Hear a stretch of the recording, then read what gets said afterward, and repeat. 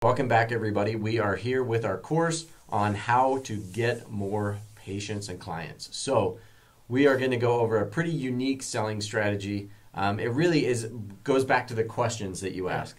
When trying to close that deal of scheduling a patient or setting up that appointment, how do you make sure that you can close that, just getting that first appointment? One of the best ways is to ask the right type of question. And so how do we do that? Yeah, so what you want to do is you basically would do like an option close, right? You want to be able to give them options on what times they should come in. And it's your job to make sure every step in the process of getting them to be a lifelong customer is all a sale. So like you can't bypass steps. Therefore, you want to be selling them like it starts with your marketing. Yeah. You're trying to sell them to click on something. And once they click on something, you're trying to sell them to click on something else again. Right. And so you got to look at each step as mini steps. And so once you actually are talking to them, let's say you're communicating online or you're on the phone with them, you want to ask, would you like to come in for 30 minutes, 60 minutes, 90 minutes? You could ask them multiple options to get them in the mindset of not, whatever you do, don't say, would you like to schedule an appointment? Right. Because that's a yes or no. Well, I don't know. Or, let me call you back. I got to check my schedule, blah, blah, blah. Instead, go, are you know what? So one of the things I would do in person, but you could also do this with the phone, is I would say, well, you know what time is it? I would use that as the reason why I'm asking this. What time is it? Like, are you normally available around 2:30, 3 o'clock? Are you normally around those times? Yeah. You want to come in tomorrow, like around 2:30 or 3? And then they go, I don't mind. I could do 3 o'clock, or no, I could do 4 though. Because by giving them an option, typically if they can't do either, they'll give you an answer. Like, no, I can't do that, but I can do 4. Let's do that. Okay. Yeah. No, it totally makes sense. Like, I want to meet with you at 2:30 tomorrow for some reason. Yeah, and you should. Right.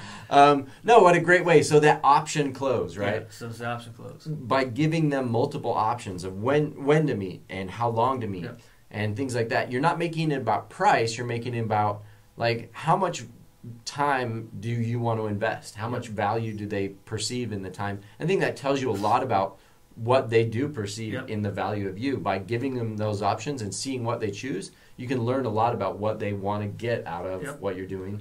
And the other thing is, sometimes you'll get asked a question, I'm sure you do, which is like, well, how long is an appointment? If you're not asking, you want to do 30 or 60 minutes, right? And you forget, and they go, how long do your appointments take, whatever? My response is always, well, it really depends.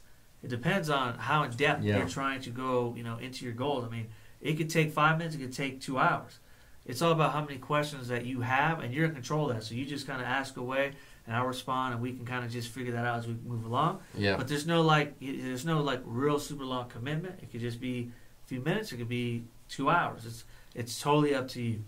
So what does that do? It puts them back in control. You want them to always feel like they're in control, because once again, being in a sales situation is scary, right? There's a lot of insecurities happening there on both ends typically. So if that's the case, you want it to feel like they're not losing control, because I love it. That is really something that can get in the way of them seeing the value of what you have to offer. Because if they're too preoccupied with, I'm losing control, he's going to talk me into something I don't want to do, blah, blah, blah, they're not even hearing what you're saying. Right. All of a sudden they're thinking, they're thinking, how do I get out of here fast? I did it again. I got myself in a situation. Right.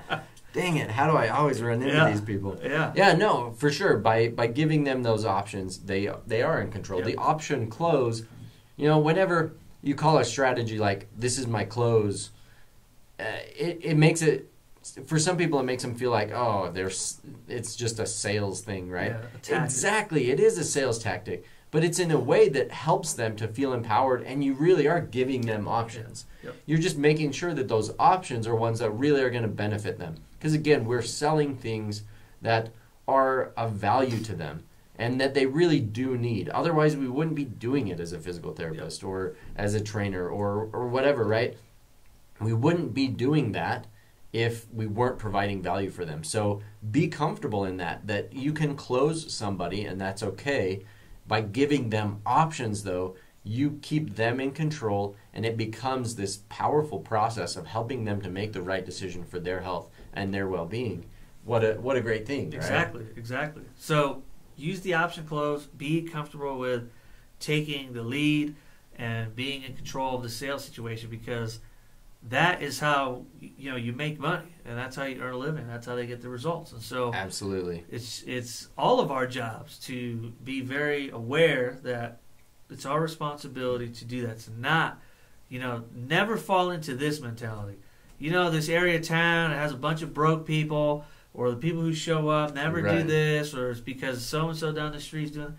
That will crush you. Yeah. It's absolutely never that. It's always the salesperson. It's always the individual who's. You have to find a way to make it happen. Yeah. If you live in an area that maybe there's not as much money, you need to figure out a way to get the people in an area that have money to come see you.